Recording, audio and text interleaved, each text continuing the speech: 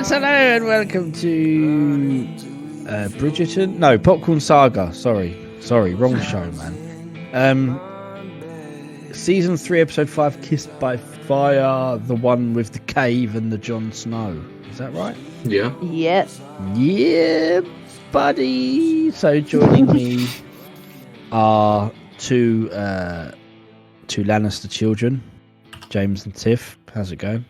Yeah, good, thank All you. good, yeah. Is that also the right episode? Yeah. Yes. Yeah. Where Tomlin is obviously going to come back from the dead. Yeah, he's going to come back, yeah. Yeah. He's just gone for a bit. He's just got to finish his studies. Yeah. The Hound is judged by the gods. Jamie is judged by men. Jon proves himself. Robb is betrayed, and Tyrion learns the cost of weddings.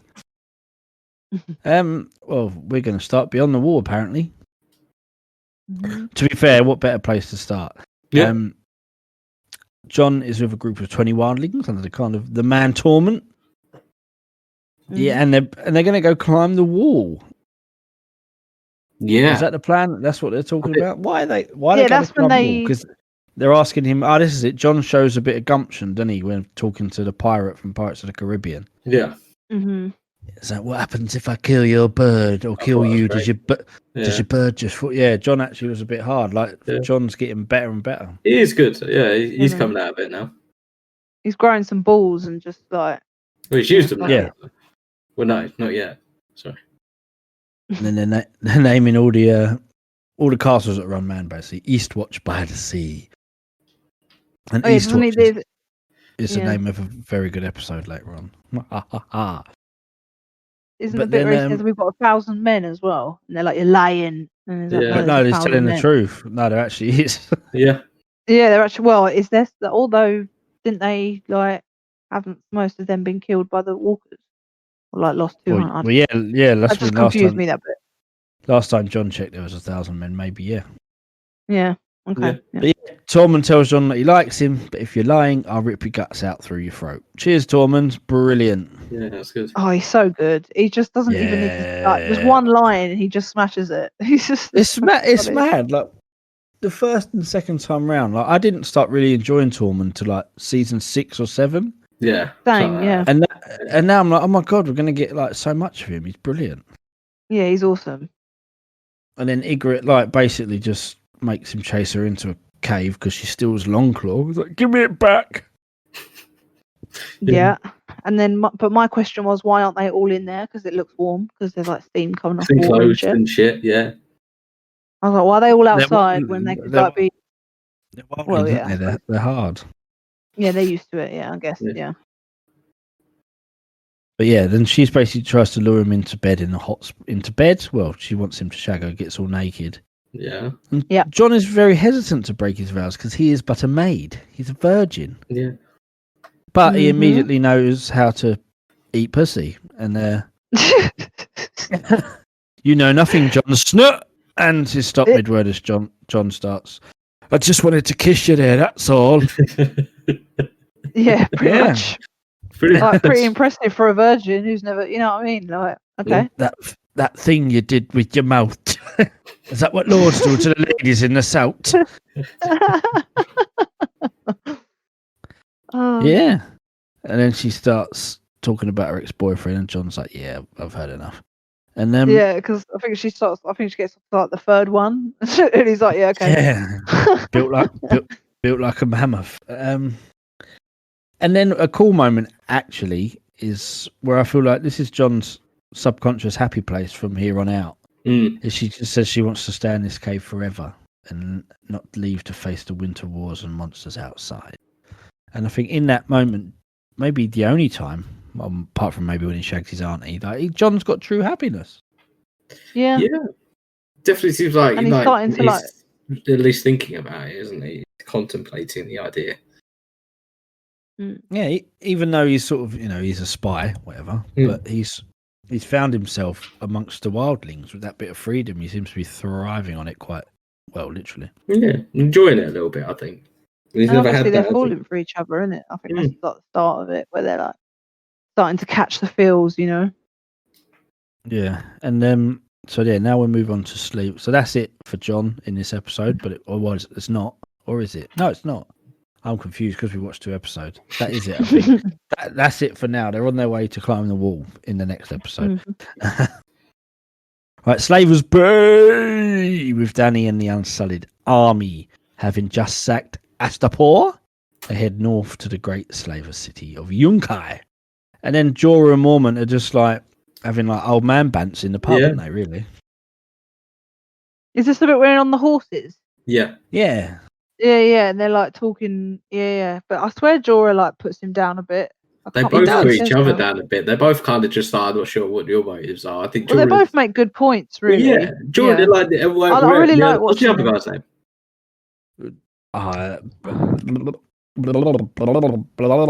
Selmy. So yeah, so Barristan Selmy's like I kind of feel like he's alluding to the whole thing. You're in love with her as well. I think it's probably like the first like open bit that we've had where somebody's like, okay, you're a bit, you got questionable. Like, But it starts with Jorah's basically fishing to find out if he knows he's a traitor. Exactly. Yeah, because he knows what's going on. Yeah, with the whole like, it's been a while since I've spoken to anybody from King's Landing and all that. Yeah. And the bit where he asks if he's on the small council, and which is really cool on a rewatch because obviously the first time you watch it, you don't know, like you don't if you're paying attention. But it's really cool. Jorah shitted himself basically. So then when he finds out he has no idea, he gets a bit more confident. Yeah, he gets a bit brash. You see him actually relax a little bit, which was cool. And he's making the point sort of I was thinking as well, is that Selmy's just sort of turned up and he's all like, yeah, I'm part of the crew. And then Jorah's like, well, you've only been here 5 minutes, mate. Yeah, only stripes, pal. Yeah, exactly. And then like when he just closes it, like, I don't take orders from you, I take orders from the queen. So there is, That's funny, man. That's good. Yes, so I didn't have subtitles on when she was addressing the Unsullied and stuff. It's basically she wants to call out the leader. Is that kind of it? Who they've chosen to speak for them. Oh yeah. And then she gives them. Go on.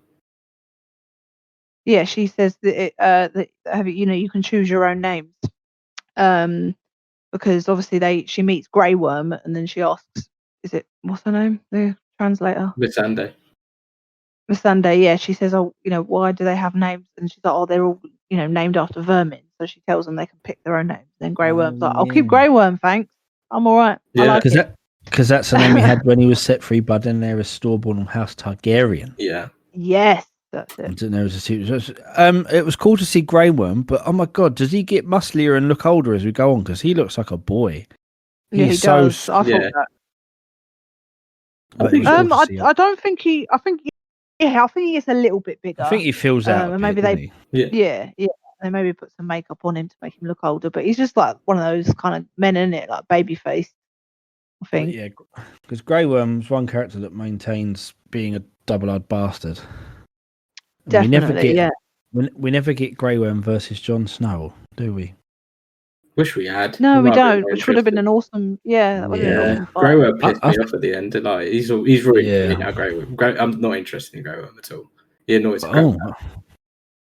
He was really bad. Like he was part of one of the worst parts of season 8, wasn't he? With the whole, wasn't he like trying to get justice for that he killed the queen and all that, wasn't he? Yeah. He does sort of let it go easily, but we'll get there. We'll get there. Maybe, but I wasn't happy. But yeah, no, he's not my favorite character. He never was the first time. I don't think he will be this time. But it was cool to see him again. Yeah. So then, basically, that is it for Danny in this episode. And in the Riverlands at Riverrun, Martin and William Lannister, one of which is actually Tomlin, but he isn't telling anyone. Nope.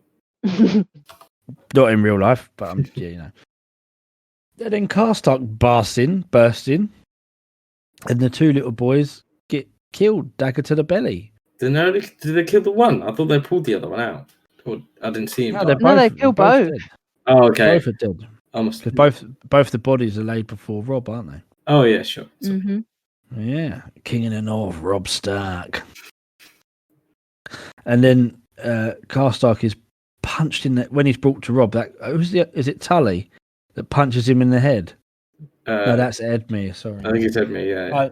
Brandon Tully punches Karstark. Yeah, but I felt that punch because he's a big guy. Yeah, he is a big guy. He is. basically just he's teasing Rob, saying this is basic. I know we've sort of noticed little things of it. The wheels are starting to fall off for Rob, but it's really fucking unraveling now. Yeah, it could be. Rob can't handle it. Like he's losing control. He's basically teasing saying you won't kill me, basically. Yeah, and he gets everyone else and he hangs them, and then he long story short, he goes and cuts Lord Karstark's head off. Yeah. Big mistake. Like he's just he is totally unraveling. Like, why do that? Yeah, and it was basically he loses like half his army because of it. Yeah, it's probably just got the itch for battle. I think like he's won X amount of. We haven't seen a single one of them, but he's won like 4 battles or 5 battles at this point, hasn't he? And it's been so long since anything interesting is happening, and I think that's why he's gone a bit crazy. I'm going to be honest. Yeah. Because at the start of season 2, we get a lot of Rob, don't we? And he was really cool. Also. Yeah, and he was blossoming in season 2. He was becoming a leader and the kind of guy that you'd want to follow. Well, he's been distracted by Talisa, and basically they actually she gives him good counsel. They all do that. Like the Karstarks will leave. Exactly. But he's also torn before he has shown mercy. He can't do it again. Yeah, because he still has to be the king, doesn't he? His word still has to be the law. And it goes back to the Ned stuff of the man who passes a sentence carries out and all that stuff. So he beheads him, but and cuts his fucking head off. And then Rob's strict adherence to justice makes things turn out as badly as they would, because the Karstark withdraw their soldiers and army and march home. Half his forces are gone, isn't it? Yeah, Rob, and he admits to Talisa that she was right and he made a mistake. And Tywin, who's in the background, we haven't seen or spoke about in this episode yet, he's just in a stronger position because he doesn't have to do anything. Just wait, and he's letting Rob unravel, and it's fucking working. Yeah, exactly. Yeah, because he said it before, hasn't he, Tywin, that he's just a boy, and he, in comparison to Tywin, he's just a boy, and he's unraveling, and he'll fuck himself up, and he is fucking himself up. So you know. And then Rob shows Talisa a war map, and Rob's armies concentrate at Riverrun and Harrenhal. And basically, he suggests that he tries to take the fight to the Lannisters, and this is when Rob gets the idea that they should go to Casterly Rock and take Casterly Rock. But then the killer blow, which gets me scared to what we're coming up to in a few episodes, he has to go see Walder Frey, who he promised to marry one of his daughters. Yeah. Oh dear. So I forgot it was actually cool to see the reason why Rob actually goes there is because he needs more men to go take Casterly Rock. Yeah. But it's also cool because that's exactly what Tywin wants. Yeah. Well, yeah. Exactly. Without him even knowing it. But how stupid is it? He's betrayed him. He just thinks he's just going to be all right, and now he wants his men to fight with him. It's like, come on. Yeah, and that's what we get as well. Like that's the half story that I mentioned in the previous episode as well. Everyone's running off of half of a story in this, aren't they? They don't know what the other side is doing, or they're not taking enough time to actually try and work it out. Other than Tywin, who's actually playing the game, and he's worrying about what everybody's doing. He's playing long game.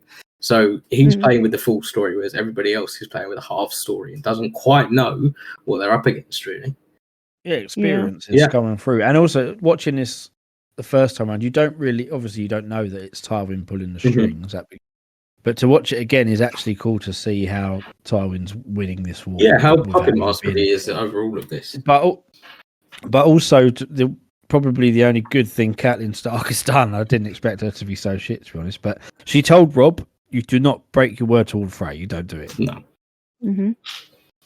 And Rob's just kind of like, yeah, it'll be fine. We'll go see him. Fuck it. Man. Yeah, exactly. So Rob's little plan, he's just, without realising, just signed his own death warrant. Maybe, or has he? Who knows? So then Jaime Lannister, is this when Jaime and Brienne are in a bath? No. He has to go. He takes him to Qyburn. Yes. He's not even a maester. Not anymore. It's actually cool. It's actually cool to see. I completely forgot entirely about Qyburn, how he came into it. Yeah, same here. Yeah, and it's cool to see.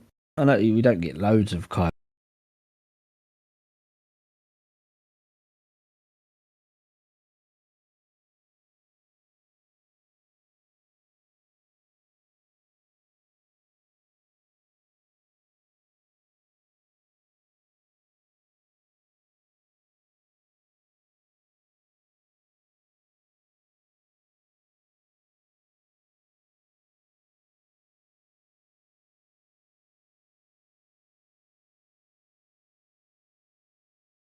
obviously dragged around the country in various states of being a prisoner. And for a year, over a year. He's not had the chance to go and fight. That's why he was the whole I'm rusty with Brienne and that. Is like, oh, if I was in with Prime, I would have took you and all this as well. He's been through some really bad stuff, and I don't think he's past the point of caring about a bit of pain. Yeah, and then so he removes some of the flesh and pours some hot wine in it to basically cure his hand or the stump. Yeah. But then for me, the absolute best bit of the episode that will never ever get old, I could watch it over and over, is his retelling of the story of why he killed the Mad King. Yeah. And this is the first one as well. We get a couple more throughout the series as well. Because he kills people, doesn't he? He tells it. Every time he does it, it's just he's feeling it again. Hence making Jaime Lannister the real hero of Robert's Rebellion. Yeah. Like, if that was ever a series and that was the end, Jaime would be the protagonist of all protagonists. Well, yeah, like we said, well, me and Tiff kept mentioning it as well, is that we just wish we could see the stuff before this because it just sounds so interesting. Like, and then I reminded him of House of the Dragon and was so excited. Hopefully that's going to be good because if it's not, I'm just rage quitting everything. Oh, that's going to be about Aegon's conquest, which is thousands of years before this. Yeah. So, aren't they going to do an animated thing? I think I saw on the internet yesterday or today. There's one that came. There's one that came with season 7 that's really good, which we should probably review. It's about Aegon's conquest, which is awesome. Okay. Wait. But yeah, just you need to watch, or if you're listening, or if you have just watched Jaime, the way Jaime tells that story, and it just makes you see these characters. Well, we said it before, like with Ned, like no one's a good guy, no one's a bad guy, everyone's flawed. Like noble Ned Stark was too stubborn to listen to Jaime's story. Jaime saved thousands of people, and also when he talks about the wildfire under the Red Keep, under the cities, obviously didn't get used, but does in season 6. Because, well, we'll get there when we get there. But Cersei uses that, and it's cool to actually remember that obviously that was left there by Aegon and was never used. Yeah. Yeah, exactly. Because part of that also, well, probably the best season finale is season 6 when Cersei uses the wildfire. But it relates back to this, and that's what makes this story so good. Is little things, little details like that about Aegon leaving that all under the city comes to fruition in a different story. And just the way he says, like, burn them all. Yeah, just the burn them all thing, like, with the wildfire as well. Like, it just all resonates. It's just like, the way he tells it. But you actually fear. It's the way he tells the story. Yeah, he paints the picture, doesn't he? And that's what... 100%. Especially this season 3, 5 episodes in now, it's just a reminder of how good this story is, and it's just good stuff, man. Attention to detail. But then Jaime has some sort of weird fit, and after all that, she's like, "Help! The Kingslayer!" And he's like, "My name's Jaime. Do you not just listen to my awesome story?" Exactly. Like, come on. But it was also cementing these two stories, just brilliant. Like to see each other naked, like looking at his willy and stuff. Yeah, and when she stands up and he just looks her up and down, I love them too. I can watch. They need a series. I've never seen anyone but my sister naked. What's going on? Yeah. Right. So yeah, Jaime, awesome. Right, and the hideout for the brother without banners, which is actually where the episode starts. And I know we ain't got to go into this, but what a fucking fight this was. Yeah, it was good. I liked it. Yeah. Flaming shields and stuff, and it was very, very Marvel-esque. Yeah, definitely. And they say the prayers before and after, but the way the Hound kills him, I know it's a pretty obvious, but I've never put too much thought into battles and stuff and people dying at the hand of a sword. But that's in the battlefield in the 1500s or whenever this shit would have happened in real life. Like he just slices him down the shoulder. Yeah. Yeah, it's fucking cutting brutal. through bone and rib and inside. The Hound is also much stronger than most men would be as well. So yeah. That's why he can do that specifically. There's not him in the mountain, him and Tormund, the only man. This is the same reason that in the next episode, you'll see the only reason that Tormund could stop 3 people falling off of a cliff. Yeah. You know? But yeah, no, it's just the brutality of it. And then obviously it's to show that he can be brought back by the Lord of Light, to show that the gods do have some sort of say in this story, maybe. Maybe, not really. But then I was like, how does he like heal back together? Because he just got split in half. Yeah.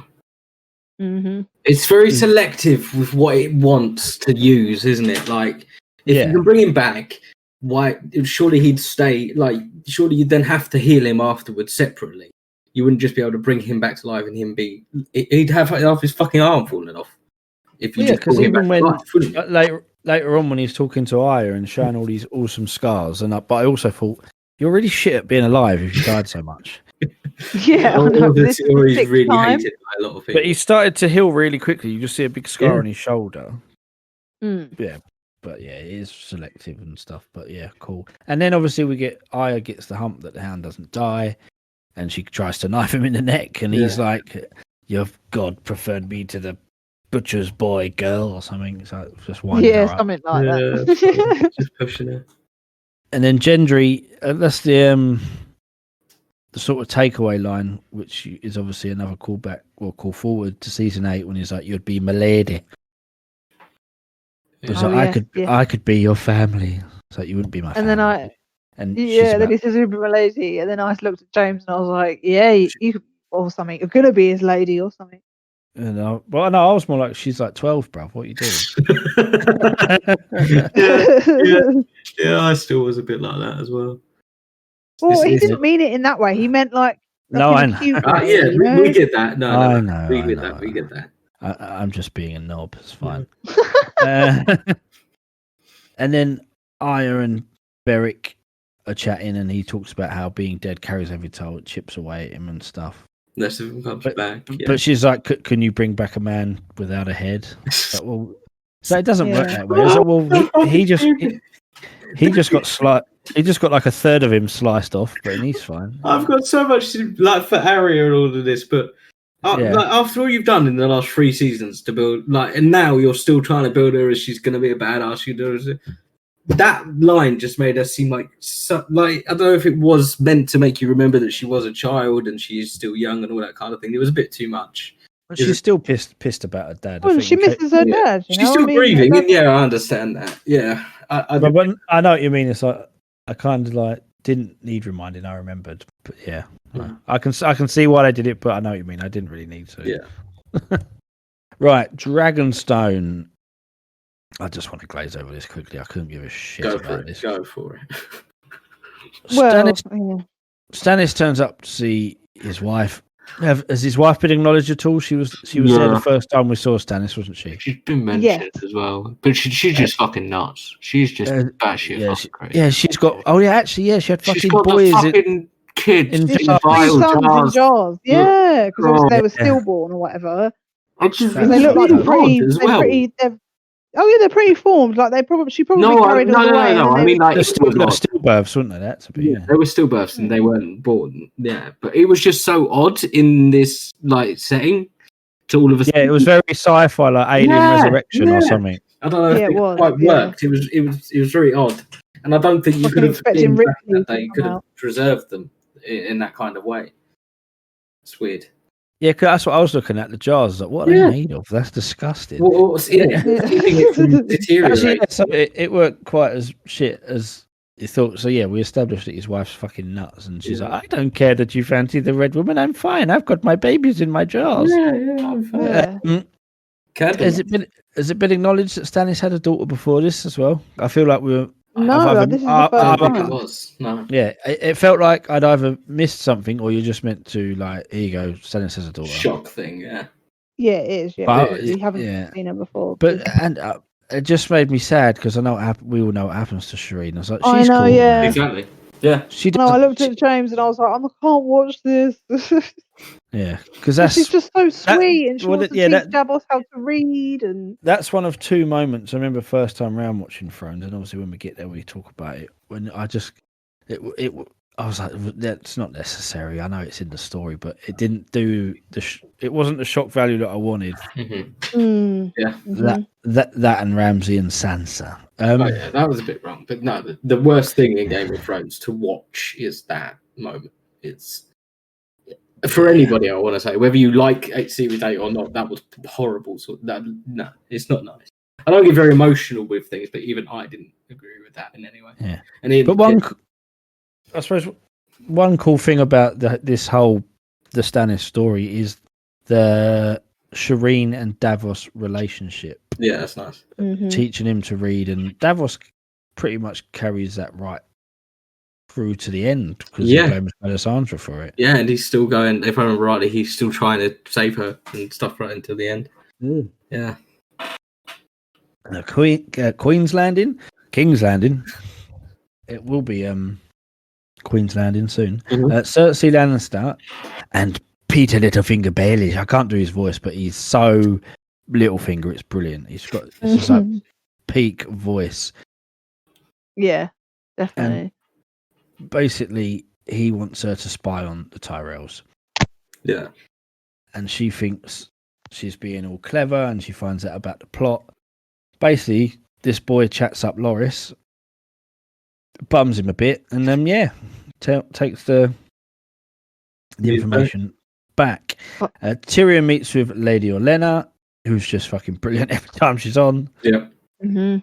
She don't give a fuck, and she's like, well, she agrees to pay for half of the wedding. Yeah, quite a concession on our part, don't you think? I just love how smart she is. She's just so smart, takes no shit. She's been around the block. She's been there, done that. Like, she just owns it. And then when Tyrion goes to the small council room to see Tywin and Cersei's fucking eating smug shit face is brilliant. That's good. The way she is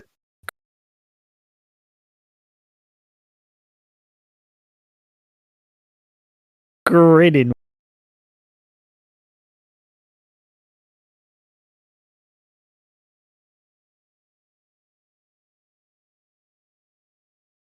My children, like, you're shaming. Points out you're still fertile and you need to marry and breed. Yeah. He just doesn't give a fuck. Yeah, and Stannis is basically, and we need to stop these disgusting rumours about her. He just will refuse to believe that. He'd be one of them. Nope. Even if it was in his face, he'd never admit that. Yeah. And then my children would never do that. Blah, blah, she's blah. like, literally like, don't do that to me again. She doesn't want a loveless marriage. And Tywin refuses to listen and storms out. And he's like, you two have disgraced the Lannister name for far too long. Mic dropped. And yeah, that's it. Tywin wins. Finish him. Okay. Was there porn in this episode in a cave and elsewhere or not? And Hodor. Well, I mean, we haven't seen Hodor for ages, bro.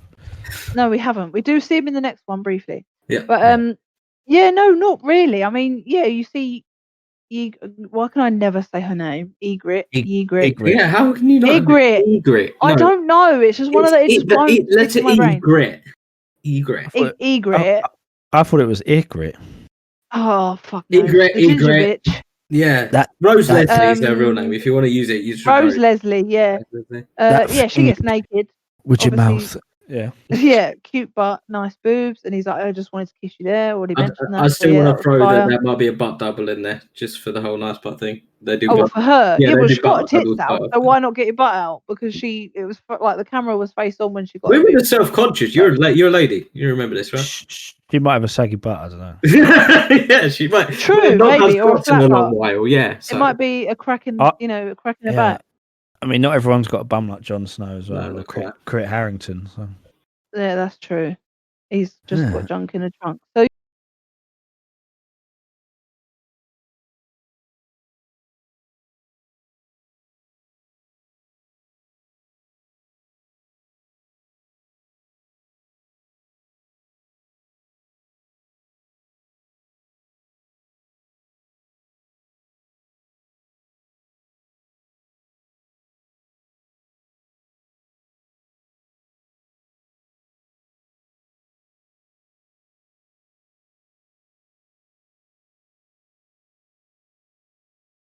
Yeah, so that was they got a close up of that when he's like starting to cut the flesh and that was disgusting. That's fun. And the beheading of Karstark. Oh yeah, that was pretty gruesome as I well. saw the head hit the deck.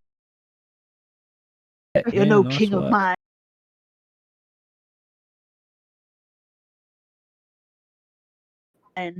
Or Porngor and Hodor.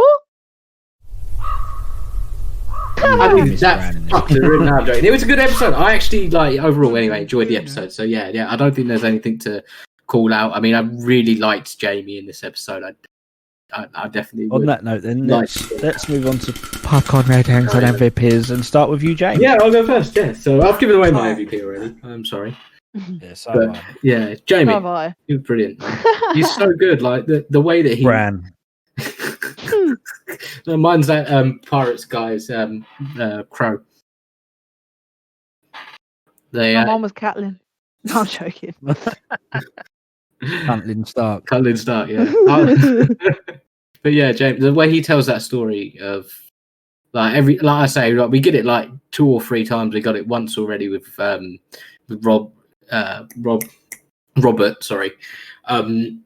And we got it here again, and I believe we get it again later on when he says it to somebody else. I'm not sure who, but I'm looking forward to that one again. The way that he tells that story, it's chilling. This one especially more than anything else, it's so good with the delivery of it, the content as well. Yeah, just brilliant. Full of MVP. 7's a good, isn't it? Yeah, 7's good. So yeah, we'll stick with a 7 this week. It's keeping an average at the moment, which is quite good. Yeah, I enjoyed it. It was really nice to do it. So you've got to see the Jamie, the Brienne relationship starting off. You've got to see a little bit with the Brothers Without Banners as well. Like, always quite love a bit of Thoros. Yeah, and no complaints from me. So yeah, my MVP is exactly the same as James. It's Jamie. How can it not be? Like his tale of why he killed the Mad King, like I said before, makes him the protagonist of that story. A story I really want to see. Young Robert, young Ned, all that. It's just sounds absolutely awesome. It's Jamie without a doubt. The man is completely broken, literally lost his sword hand, and he's like in a bath, fucks, and thinks, yeah, fuck it, this is what really happened. And I like your tits, Brienne. Yeah, 7. It's good. It's got me again. Like it's got depth, and I watched 2 back to back, and I haven't felt that since at all, really, since we started it. I mean, season 1, it was exciting to get back into it, and season 2 was more like, okay, this could be a slog. I mean, I've gone with my emotions here, but no, 3's definitely got me hyped. 7 popcorns. Jamie Lannister. Tiff. Sweet.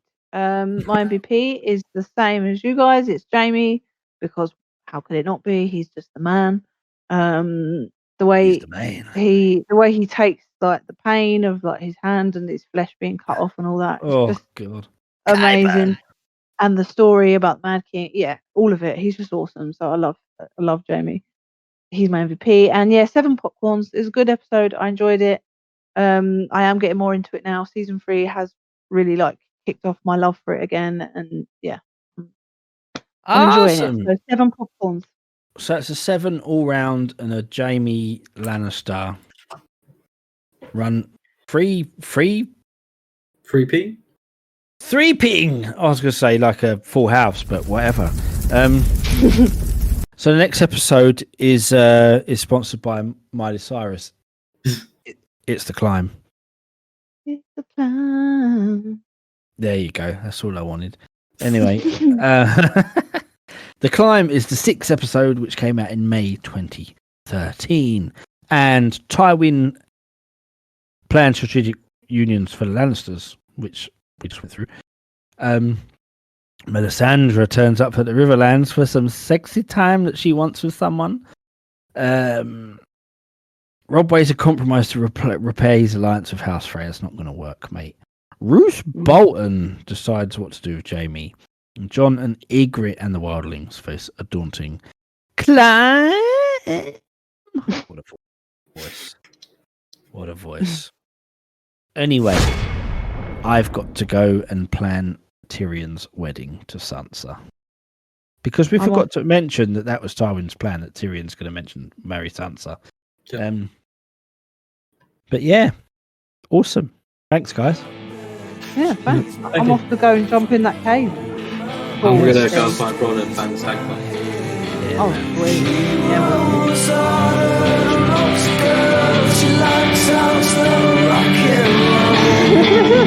Yeah.